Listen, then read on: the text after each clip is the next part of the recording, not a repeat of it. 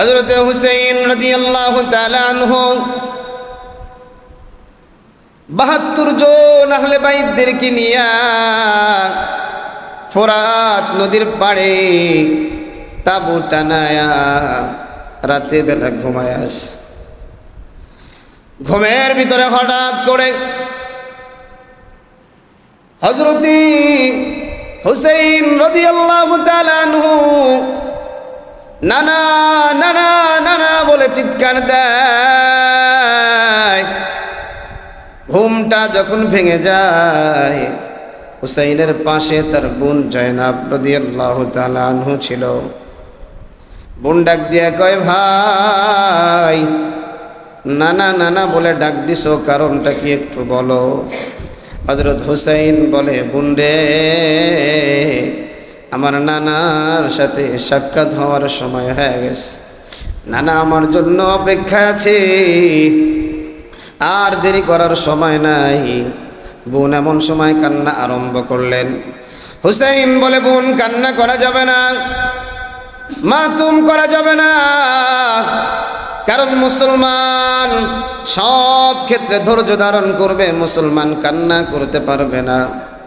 ওদিক দিয়ে উবাইদুল্লাহ বিন জিয়াদের সৈন্যবাহিনী একের পর এক যুদ্ধ করা আরম্ভ করলো।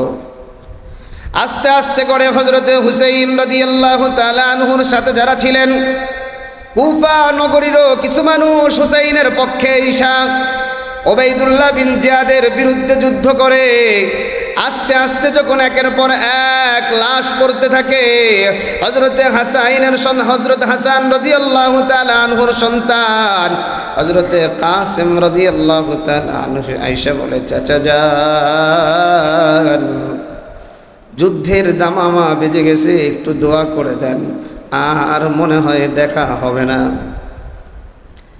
আপনার থেকে বিদায় নিয়ে গেলাম। হযরতে হুসাইন বলে, ও কাসেম, বড় ভাই ইন্তেকালের পরে তোরে দেখা দেখা বড় ভাইয়ের কথা স্মরণ করেছি, যা দিন বিজয় করার জন্য আল্লাহর রাস্তায় শহীদ হয়ে যা। কাসেম শহীদ হয়ে যায়। হযরতে হুসাইনের বড় সন্তান হযরতে আলী আকবর রাদিয়াল্লাহু তাআলা আনহু, আলী আকবর যুদ্ধ করতে করতে আলী আকবর এক পর্যায়ে 3 দিন ধরে পিপাসার্ত, আর শরীর চলে না। বাবার কাছে আয়েশা বলে, বাবা গো, জিহ্বাটা শুকায় গেছে, কথাটাও বলতে পারি না। বাবা, এক বিন্দু এক ফোঁটা পানির ব্যবস্থা করো না। হযরতে হুসাইন বলে, সন্তান, আমার মাও এরকম আমাদেরকে খাওয়াইতে পারতো না, আমার বাবাও খাওয়াইতে পারতো না। আমরা যখন চিৎকার দিয়ে কান্না করতাম, আমার নানা দৌড়ায়া আয়েশা তার জিহ্বাটা আমার গালের ভিতরে ঢুকাইয়া দিয়ে বলতো, জিহ্বাটা একটু চোষো। জিহ্বা চোষার সাথে সাথে আমাদের পেটটা ভরপুর হয়ে যাইত। আলী আসগর, আলী আকবর, আজকে কিছু নাই, আমার জিহ্বাটা একটু চুষে যা।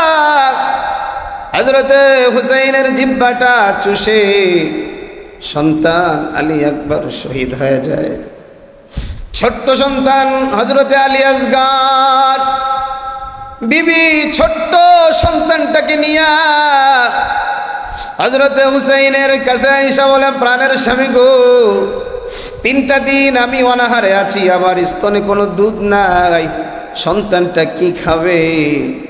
দেখেন না, ওদের কাছে এই সন্তানটারে নিয়ে বলেন, আমার দোষ আছে, সন্তানের দোষ নাই, এই সন্তানটাকে এক ফোঁটা পানির ব্যবস্থা তোরা কইরা দে, সন্তানটাকে তোরা নিয়ে সন্তানটাকে পানি পান করা। কিন্তু এই সাবার গোষ্ঠী, এই শিয়ার গোষ্ঠী, এই জালেমের গোষ্ঠী এত বড় জালেম, ওই ছোট্ট আলী আসগরটাকেও তীর বাইরা জমিন থেকে বিদায় করেছে। এর যুবক ভাই, কারবালার ইতিহাস সহ্য করা যায় না রে ভাই, সহ্য করা যায় না। তবে যদি এক দু ফোঁটা চোখের পানি আপনার পড়ে যায়, আমার পড়ে যায়, নবীর নাতিদের মায়ায়, নবীর আশিকদের মায়ায় চোখের পানিটা বৃথা যাবে না। এক একজন জান্নাতি পানি পান করে করে, হাউজে কাউসারের পানি পান করে করে শহীদ হয়ে যায়। ময়দানে আর কেউ নাই, একমাত্র হযরতে হুসাইন রাদিয়াল্লাহু তাআলা আনহু একা একা যুদ্ধ করতে করতে এক সময় যখন ক্লান্ত হয়ে যায়, হযরতে হুসাইন তরবারিটার মাথাটা জমিনের সাথে দিয়া, নিজের মাথাটা তরবারির সাথে লাগায়া জমিনে দুর্বল হয়ে পড়ে যায়। সব মানুষগুলা কেউ হযরত হুসাইনের উপরে আক্রমণ করতে চায় না। আল্লাহ লা ইলাহা ইল্লাল্লাহ, লা ইলাহা ইল্লাল্লাহ, লা ইলাহা ইল্লাল্লাহ, লা ইলাহা ইল্লাল্লাহ,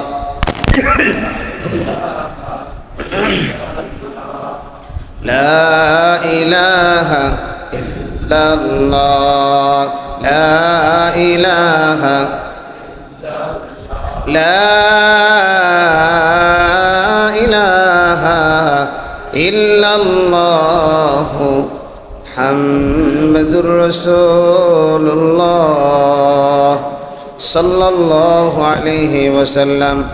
সুবহানাকা লা ইলমা লানা ইল্লা মা আল্লামতানা ইন্নাকা আনতাল আলিমুল হাকীম। রব্বি ইশরাহ লি সাদরি ওয়া ইয়াসসির লি আমরি ওয়াহলুল উকদাতাম মিন লিসানি ইয়াফকাহু কওলি। রব্বি ইয়াসসির ওয়া লা তুআসসির وتمم بالعلينا بالخير। الحمد لله। আল্লাহ তাবারক তাআলার দরবারে অসংখ্য অগণিত শুকর ও সুজুদ যে আল্লাহ পাক অত্যন্ত দয়া করে মায়া করে আমাকে আপনাকে পবিত্র মাসের পবিত্র দিন জুমার দিন আজানের সাথে সাথে আল্লাহর ঘর মসজিদে সমবেত হওয়ার তৌফিক দান করেছেন। এজন্যে প্রাণ খুলে মন খুলে আওয়াজ করে কালিমাতুশ শুকর পড়ি আলহামদুলিল্লাহ। লক্ষ কোটি দুরুদ ও সালাম মানবতার মুক্তির দূত, মানবতার মুক্তির দিশারি, মুরুদুলাল মুরুদুদ রাহমাতুল লিল আলামিন, খাতামুন নবিয়্যিন, সাইয়্যিদুস সাকালাইন, ইমামুল মুরসালিন জনাবে মুহাম্মদুর রাসূলুল্লাহ সাল্লাল্লাহু আলাইহি ওয়াসাল্লামের উপর। সম্মানিত হাজিরিন, আমি আপনাদের সামনে মহাগ্রন্থ আল কোরআন সূরাতুল কাহাফ থেকে দুইটি আয়াতে কারিমা তেলাওয়াত করেছি। বিশ্বনবী, শেষ নবী, মহানবী, শ্রেষ্ঠ নবী সাল্লাল্লাহু আলাইহি ওয়াসাল্লামের অসংখ্য অগণিত হাদিস থেকে একটি হাদিস পাঠ করেছি। তেলাওয়াতকৃত আয়াত এবং হাদিসের আলোকে ইখলাস ও আমলের নিয়তে আল্লাহ পাক আমাকে আপনাকে কিছু কথা বলবার এবং ধৈর্য ধারণ করে শুনবার তৌফিক দান করুন। সকলে পড়ি আমিন। আমার ভাইয়েরা, মুহররম মাসের আজ ৮ তারিখ চলছে। গত জুমায় আমরা আলোচনা করেছিলাম যে মুহররম মাসে আমাদের কি করণীয়, কি বর্জনীয়, এবং এই মাসে ঐতিহাসিক কি কি ঘটনা ঘটেছে। বলতে গিয়ে বলেছিলাম বিশ্বনবীর আগমনের আগে 4টি ঘটনা, বিশ্বনবীর আগমনের পরে একটি ঘটনা।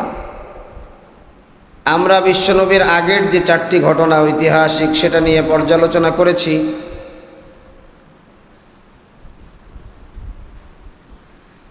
আর পরবর্তী যে একটি ঘটনা যেটা আমাদের হৃদয় আজও নাড়া দেয়, যেই ঘটনা আমরা যখন পড়ি তখন অটোমেটিক দিল নরম হয়ে যায়।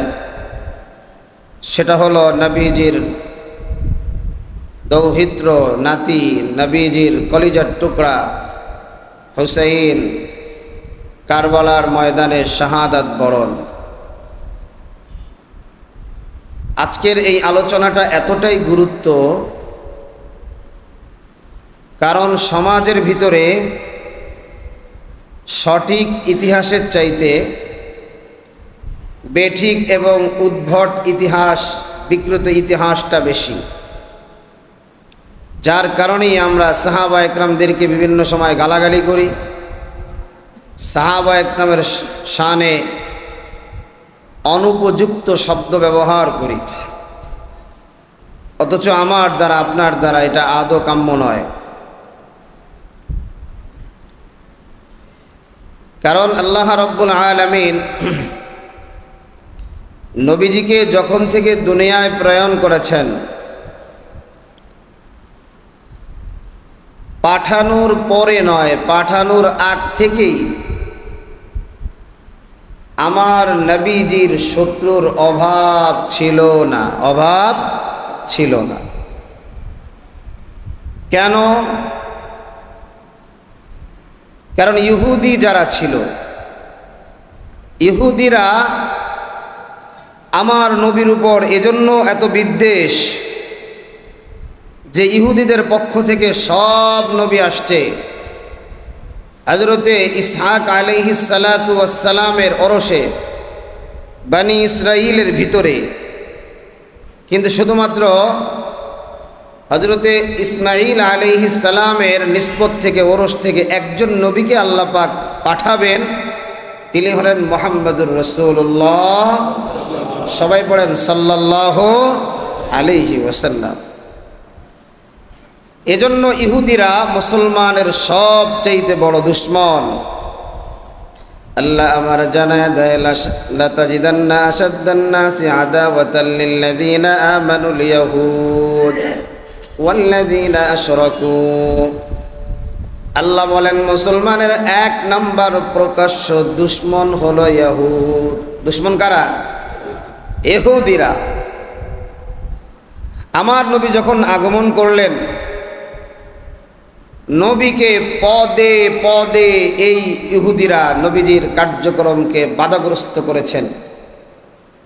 এমনকি নবীকে মারার যতগুলো কৌশল হতে পারে সবগুলো কৌশল এই ইহুদিরা অবলম্বন করেছেন। রাখে আল্লাহ, মারে কে? আল্লাহ যাকে বাঁচাবে কেউ তাকে মারতে পারবে না। এজন্য নবীজির জামানায় যখন নবীজি শাসক হলেন, মক্কা থেকে বের করে ওদেরকে খাইবার দিলেন। কারণ এরা যেখানে যায় সেখানে সমালোচনা প্লাস ষড়যন্ত্র। এমন মানুষ আছে না নাই বাংলাদেশে? সমালোচনা প্লাস কি ভাই? ষড়যন্ত্র। দেখবেন কিছু মানুষ যেখানে বসে খালি গীবত করে, আল্লাহ ওরে বানাইছে গীবত করার লিগে, মানে এটাও বুঝায়। তো এই ইহুদিরা যেই জায়গায় বসতো সেখানে কিভাবে মুসলমান নিধন করা যায় এই চক্রান্তে তারা লিপ্ত থাকত। বিশ্বনবী আমার এদেরকে খাইবারে রাখলেন। বিশ্বনবী ইন্তেকালের সময়, নবীজির ইন্তেকালের আগে নবীজির চেহারাটা ঢেকে দিলেন। ঢেকে দিয়ে নবীজি ইহুদির উপরে লানত করলেন যে ইহুদিদের উপরে লানত, আল্লাহর লানত, ইহুদি আর মুশরিক। নবী আবার চেহারা খুলে দিলেন একবারে মুমূর্ষ অবস্থায়, যখন নবীজি দুনিয়া থেকে বিদায় হয়ে যায়। এরপরে ইহুদিরা খাইবারে থাকতে থাকলো। নবীজি দুনিয়া থেকে বিদায় হয়ে গেলেন। প্রথম খলিফা হযরতে আবু বকর সিদ্দিক রাদিয়াল্লাহু তাআলা আনহু, তিনি অল্প কিছুদিন খেলাফতের মসনদ চালাইলেন। এরপরে দ্বিতীয় খলিফা হযরতে ওমরে ফারুক রাদিয়াল্লাহু তাআলা আনহু তিনি এসে একবারে ইহুদিদেরকে আরব থেকে বের করে দিলেন যে এই ইহুদির পৃথিবীতে আর কোনো এক বিন্দু জায়গা থাকবে না।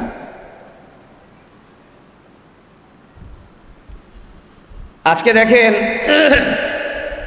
হিটলার যদি কিছু ইহুদি বাঁচায় না রাখতো তাহলে আমরা বুঝতেই পারতাম না যে ইহুদিরা এত খারাপ। কথা কোন ঠিক কিনা? আমরা বুঝতেই পারতাম না যে ইহুদিরা এত খারাপ। কয়েকটা জায়গার নাম একটু মনে রাখার চেষ্টা করবেন। 1 নম্বর ইয়ামান, 2 নম্বর মদিনা, 3 নম্বর কুফা, 4 নম্বর বসরা, 5 নম্বর দামেস্ক, 6 নম্বর মিশর। এই নামগুলো আজকে জানার দরকার এবং এটা প্রয়োজন হবে। তো হযরতে আবু বকর সিদ্দিক রাদিয়াল্লাহু তাআলা আনহু যখন আমিরুল মুমিনিন ছিলেন তখন কেউ বিশৃঙ্খলা করার কোনো সুযোগ পায় নাই, চেষ্টাও করে নাই। হযরতে ওমর ফারুক রাদিয়াল্লাহু তাআলা আনহুর জামানায় তো অবকাশই নাই। ওমরের পরে হযরতে ওসমান আমিরুল মুমিনিন হলেন। হযরতে ওসমান রাদিয়াল্লাহু তাআলা আনহুর দিলটা হলো নরম। তো এমন সময় কিছু কিছু ইহুদিদের সাঙ্গপাঙ্গ, সাথে সাথে কিছু শিয়ায়ে আলী, যেই শিয়ারা নবীর উপরে হযরতে আলীকে প্রাধান্য দেয়, এদের মধ্যে ইয়ামানের সনায় একজন ব্যক্তি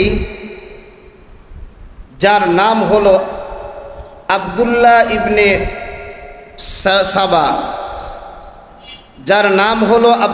ইবনে সাবা, বড় জুব্বাওয়ালা, বড় দাড়িওয়ালা, বড় নামাজি, অর্থাৎ মুসলমান নামে মুনাফিক। এখন মুসলমান নামে মুনাফিক আছে না নাই? দেখবেন আপনার পরম বন্ধু আপনার কাছে এসে মিষ্টি মিষ্টি কথা বলে, আপনি তাকে মনে করেন সে আপনার অনেক কিছু, কিন্তু আপনার থেকে যখন জুদা হয়ে যাবে আপনার ব্যাপারে যত ধরনের বিষ হতে পারে মানুষের কাছে ওই বিষ ঢালে। এমন মানুষ পৃথিবীতে আছে না নাই? অভাব নাই। এগুলো হলো মুনাফিক। তে আব্দুল্লাহ ইবনে সাবা, সে যে নামাজে প্রথম কাতারে মসজিদে নববীর, খুব আল্লাহওয়ালা পরহেজগারি। কিছুদিন যাওয়ার পরে হযরতে ওসমান গনি রাদিয়াল্লাহু তাআলা আনহুকে বলছেন, আমিরুল মুমিনিন, আমারে কি একটা দায়িত্ব দেওয়া যায় না? আমিরুল মুমিনিন বলেন, তোমাকে দায়িত্ব দেওয়া যাবে না, কারণ তোমার ব্যাপারে সন্দেহ আছে আমার। কারণ তো সাহাবা জানেন সন্দেহ তো থাকার কথাই, কারণ নবীর সাহাবীরা তো সাহাবী।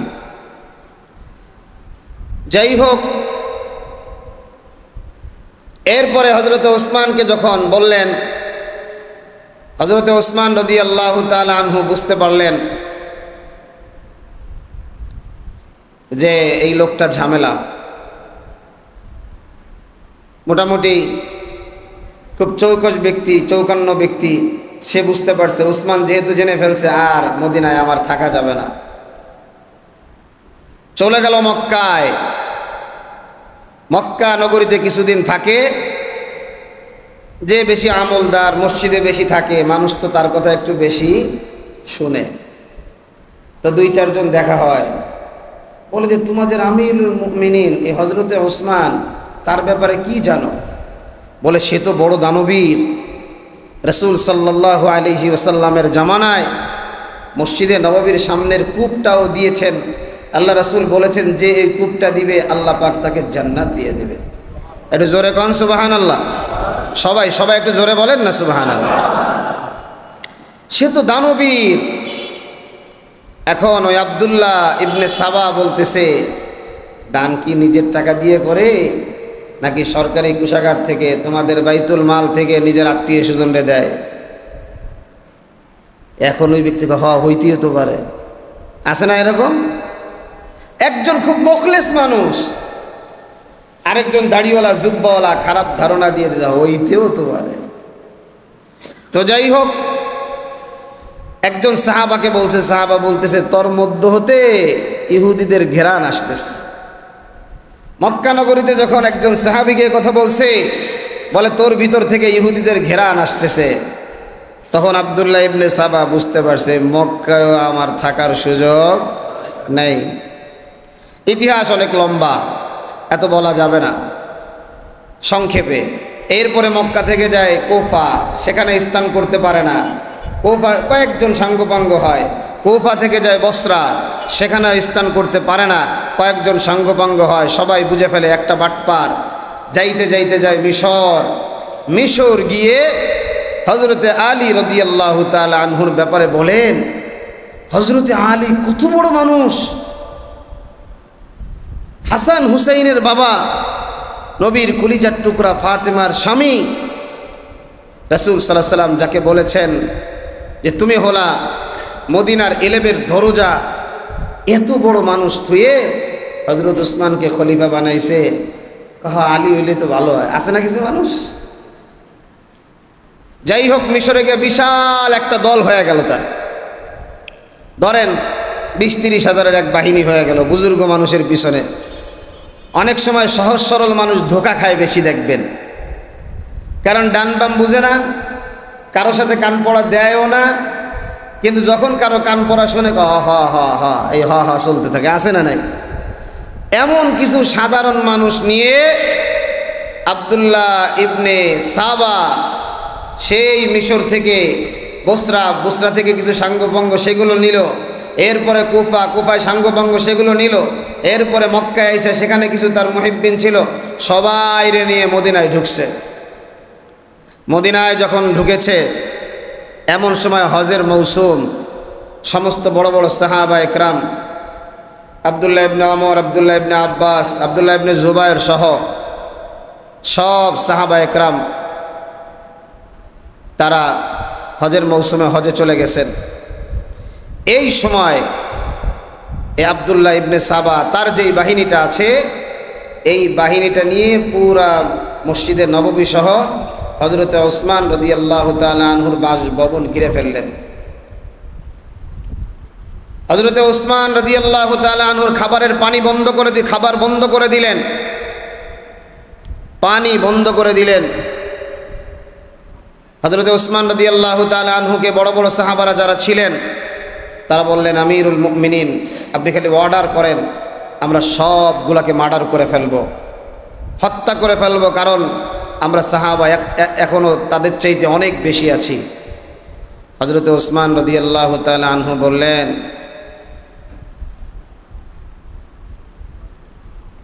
যে আমি খলিফা অবস্থায় আমি কোনো রক্তপাত চাই না।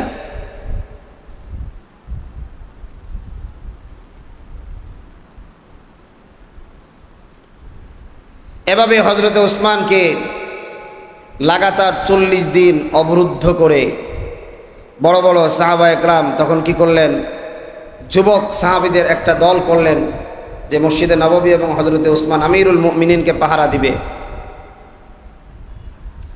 এই পাহারাদারদের মধ্যে হযরতে হাসানও ছিলেন, হযরতে হুসাইনও ছিলেন। হাসান হুসাইন আল্লাহ পাক তাদেরকে আলাদা একটা শক্তি দিয়েছিলেন, তাদেরকে মূল গেটে পাহারাদার রাখা হয়েছে। তো আব্দুল্লাহ ইবনে সাবা সহ ইহুদিদের গোষ্ঠী দেখলো আর কোনোভাবেই উসমানের কাছে যাওয়া যায় না। 40 দিন পর তখন ওয়াল টপকায়া ছাদ ভেঙে গিয়ে হযরতে ওসমান রাদিয়াল্লাহু তাআলা আনহুকে শাহাদাত বরণ করায়।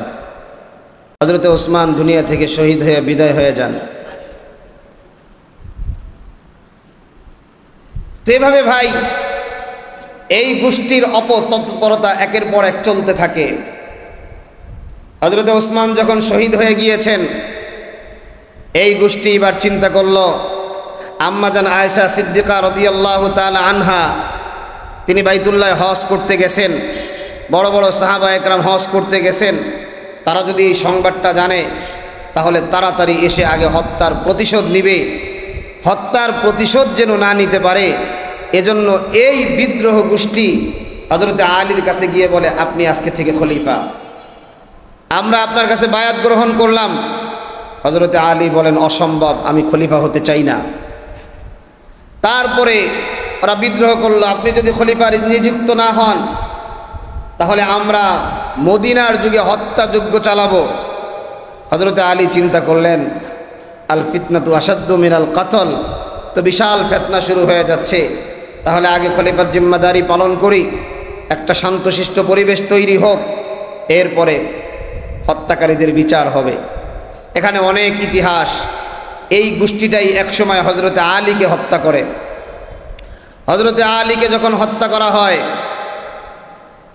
তখন খেলাফতের দায়িত্ব খলিফা হয়ে যান হযরত হাসান রাদিয়াল্লাহু তাআলা আনহু। তো হাসান রাদিয়াল্লাহু তাআলা আনহু যখন খলিফা হয় তখন একের পর এক বিশৃঙ্খলা সৃষ্টি হয়ে যায়। হযরত হাসান রাদিয়াল্লাহু তাআলা আনহু তখন চিন্তা করলেন যে বিচক্ষণতার দিক দিয়ে আমিরুল মুমিনিন, বিচক্ষণতার দিক দিয়ে হযরত মুআবিয়া আমার দাদা, আমার নানার সাথী, তিনিও আমার নানা, তিনি আমার থেকে অনেক ঊর্ধ্বে। তো হযরত হাসান গিয়ে এবং হুসাইন গিয়ে একসাথে হযরত মুআবিয়া রাদিয়াল্লাহু তাআলা আনহুর হাতে বায়াত গ্রহণ করেন। হযরত মুআবিয়া রাদিয়াল্লাহু তাআলা আনহু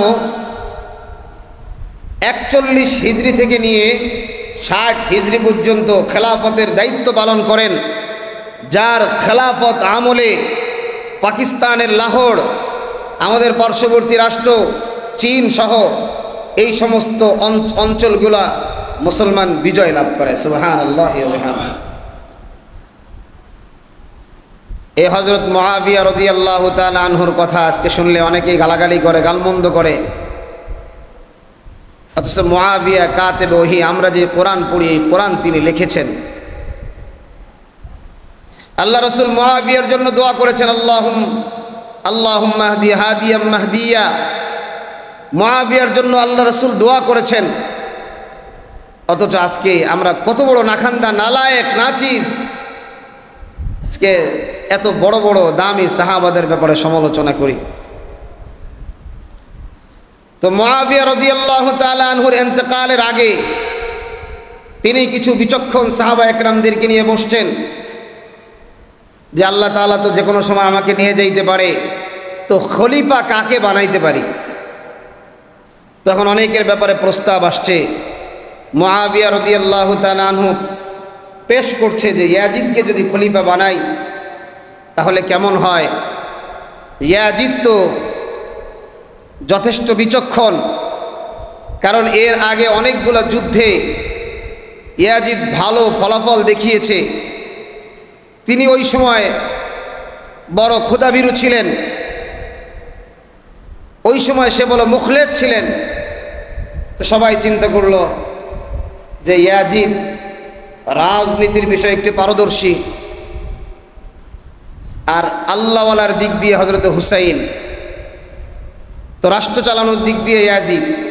সেই বিবেচনা করে হযরত মুআবিয়া রাদিয়াল্লাহু তাআলা আনহুর সন্তান ইয়াজিদকে খলিফা নিযুক্ত করেন। খলিফা নিযুক্ত করার পরে 60 হিজরি 4 রজব হযরত মুআবিয়া রাদিয়াল্লাহু তাআলা আনহু ইন্তেকাল করেন। তো ইন্তেকাল করার পরে ওই সময় দামেশকে মুআবিয়া রাদিয়াল্লাহু তাআলা আনহু থাকতেন, সেই দামেশকে ইয়াজিদ ছিল না। ইয়াজিদ এসে থেকে হযরত মুআবিয়ার জানাজা হয়ে গেছে, দাফন কাফন সব শেষ হয়ে গেছে।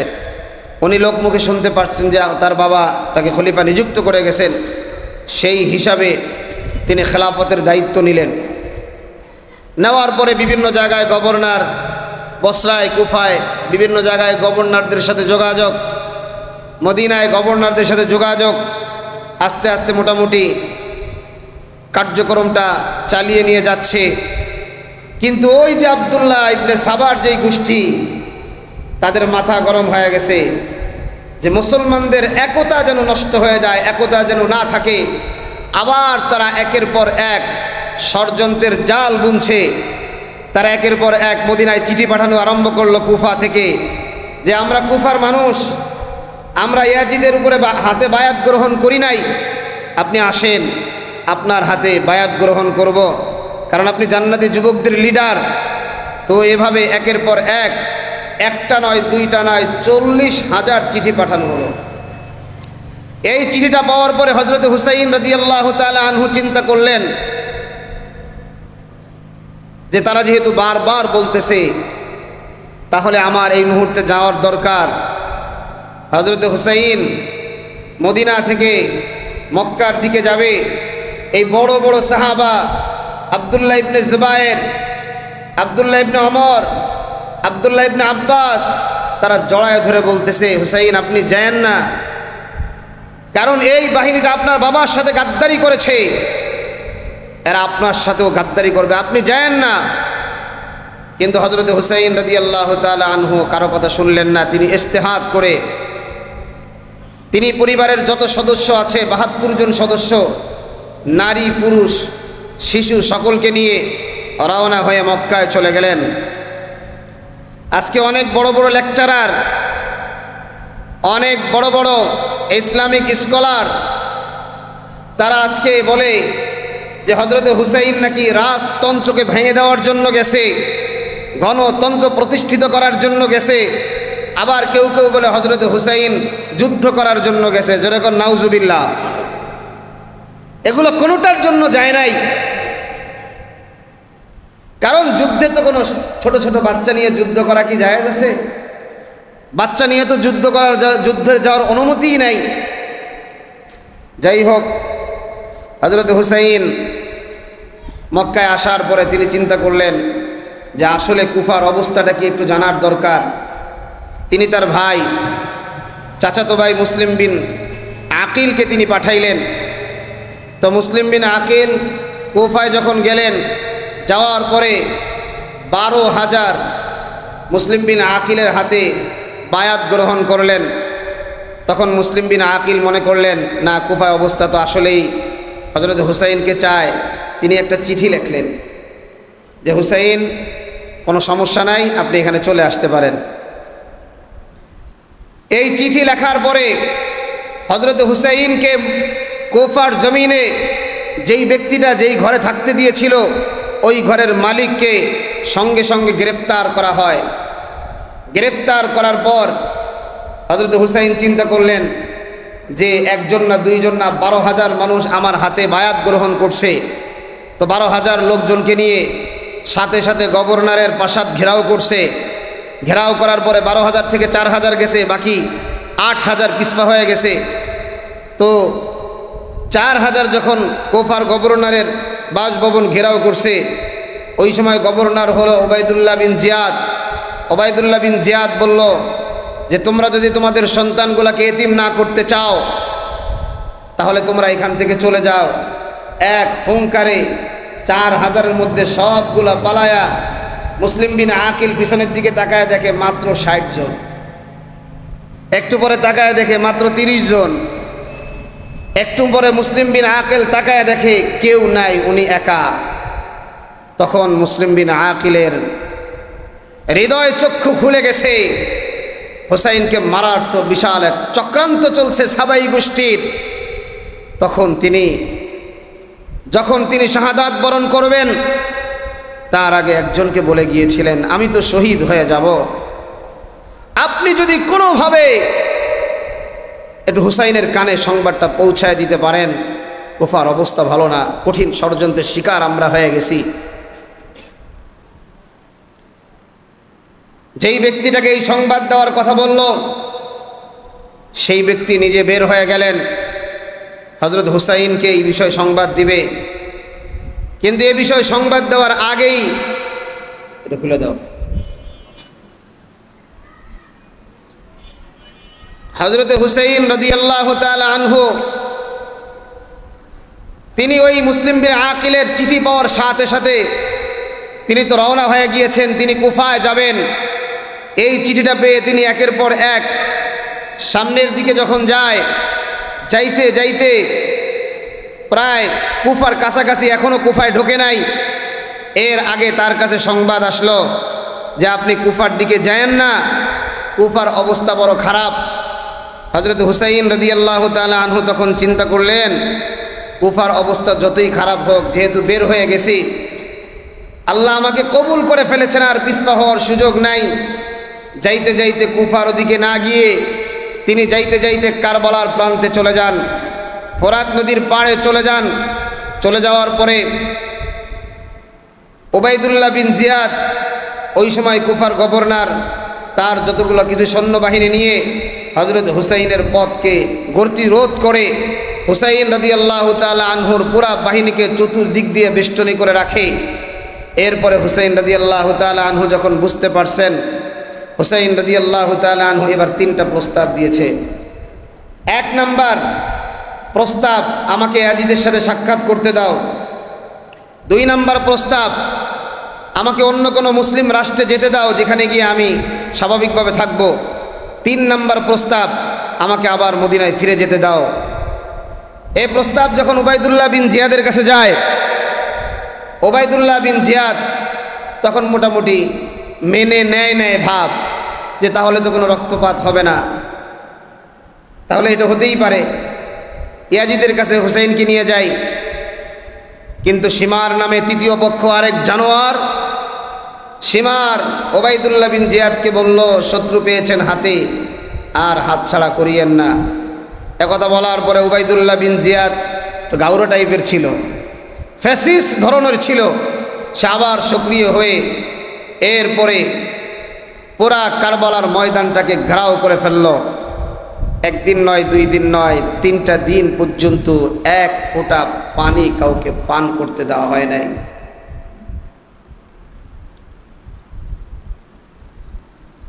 হযরত হুসাইন রাদিয়াল্লাহু তাআলা আনহু 72 জন আহলে বাইতদেরকে নিয়ে ফোরাত নদীর পাড়ে তাঁবু টানায়া রাতের বেলা ঘুমায় আসে। ঘুমের ভিতরে হঠাৎ করে হযরত হুসাইন রাদিয়াল্লাহু তাআলা আনহু নানা নানা নানা বলে চিৎকার দেয়।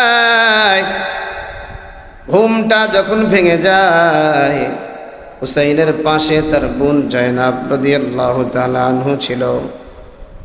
বোন ডাক দিয়ে কয়, ভাই, নানা নানা বলে ডাক দিছো, কারণটা কি একটু বলো। হযরত হুসাইন বলে, বোন রে, আমার নানার সাথে সাক্ষাৎ হওয়ার সময় হয়ে গেছে, নানা আমার জন্য অপেক্ষা আছে, আর দেরি করার সময় নাই। বোন এমন সময় কান্না আরম্ভ করলেন। হুসাইন বলে, বোন, কান্না করা যাবে না, মাতুম করা যাবে না, কারণ মুসলমান সব ক্ষেত্রে ধৈর্য ধারণ করবে, মুসলমান কান্না করতে পারবে না। ওদিক দিয়ে উবাইদুল্লাহ বিন জিয়াদের সৈন্যবাহিনী একের পর এক যুদ্ধ করা আরম্ভ করলো। আস্তে আস্তে করে হযরতে হুসাইন রাদিয়াল্লাহু তাআলা আনহুর সাথে যারা ছিলেন, কুফা নগরীরও কিছু মানুষ হুসাইনের পক্ষে ঈশা উবাইদুল্লাহ বিন জিয়াদের বিরুদ্ধে যুদ্ধ করে।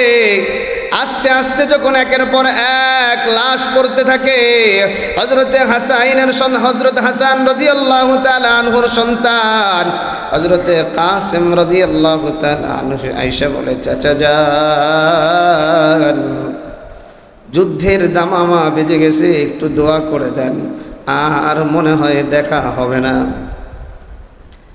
আপনার থেকে বিদায় নিয়ে গেলাম। হযরতে হুসাইন বলে, ও কাসেম, বড় ভাই ইন্তেকালের পরে তোরে দেখা দেখা বড় ভাইয়ের কথা স্মরণ করেছি, যা দিন বিজয় করার জন্য আল্লাহর রাস্তায় শহীদ হয়ে যা। কাসেম শহীদ হয়ে যায়। হযরতে হুসাইনের বড় সন্তান হযরতে আলী আকবর রাদিয়াল্লাহু তাআলা আনহু। আলী আকবর যুদ্ধ করতে করতে আলী আকবর এক পর্যায়ে 3 দিন ধরে পিপাসার্ত, আর শরীর চলে না। বাবার কাছে আইসা বলে, বাবা গো, জিহ্বাটা শুকায় গেছে, কথাটাও বলতে পারি না। বাবা, 1 বিন্দু 1 ফোঁটা পানির ব্যবস্থা করো না। হযরতে হুসাইন বলে, সন্তান, আমার মাও এরকম আমাদেরকে খাওয়াইতে পারতো না, আমার বাবাও খাওয়াইতে পারতো না।